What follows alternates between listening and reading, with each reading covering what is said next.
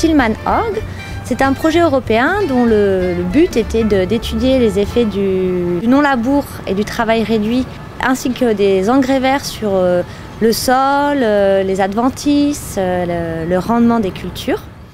Pratiquement aucune différence de rendement entre des systèmes de labour profond et des systèmes de labour plutôt réduits, et des différences de l'ordre de 5 à 10% de rendement entre des systèmes sans labour ou des travails du sol très réduits et un labour traditionnel. Cette analyse a aussi montré une augmentation de la teneur en carbone dans les sols grâce au non-labour ou au travail réduit en agriculture biologique.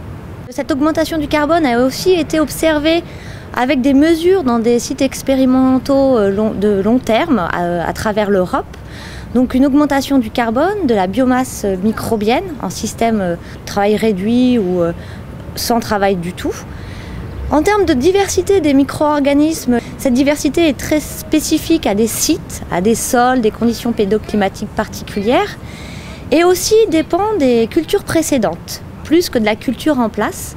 Donc c'est un résultat aussi très intéressant, même si on montre peu de différence entre le labour et le non-labour en termes de diversité microbienne. Un résultat très original, c'est qu'on ne montre pas forcément plus d'adventices en non-labour comparé au labour ou en travail réduit du sol. Les résultats sont très variables, sont aussi très spécifiques aux essais, au climat, au sol. Il n'y a pas de tendance générale à plus d'adventices. Une rare tendance, c'est un peu plus d'adventices pérennes en système sans labour. Nous avons aussi fait un focus sur l'azote. On observe moins d'azote mobilisable au printemps avec les systèmes sans labour, mais sans forcément de différence en termes d'efficacité de l'azote entre les deux techniques pour la culture. Et finalement aussi peu de différence de rendement au final, malgré ce retard d'azote au printemps. Et tous ces résultats nous ont servi à construire des nouveaux systèmes de culture en agriculture biologique.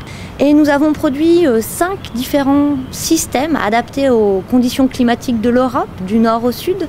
Ces systèmes sont juste à discuter avec les agriculteurs pour voir s'ils les intéressent, s'ils peuvent être adaptables à leurs conditions.